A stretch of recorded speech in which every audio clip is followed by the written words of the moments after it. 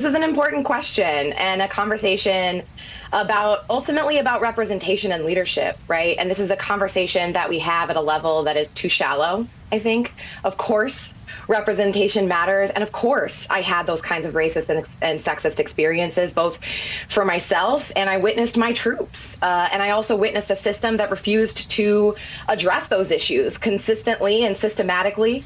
And, you know, when we talk about representation, of course it matters. It's one of the reasons I'm running for Congress. And I remember what it felt like to be a young Afro-Latina officer with a platoon that was almost entirely Black and Latinx. And importantly, looking around and realizing that almost all of the officers were still white men who couldn't understand the cultural context or lived experiences of their own troops.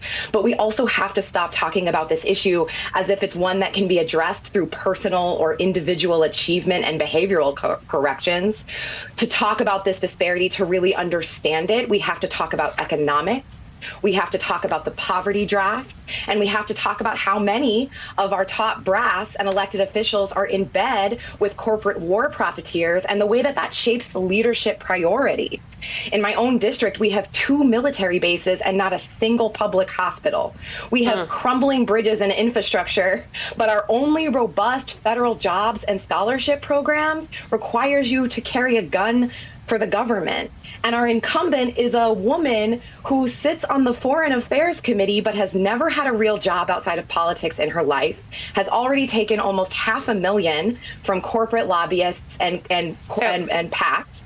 And when you add to that her complicity in the white nationalist attack on our nation's capital, of course someone like her on that committee is not going to meaningfully address the reality that 1 in 5 of those insurrectionists was active military or a veteran.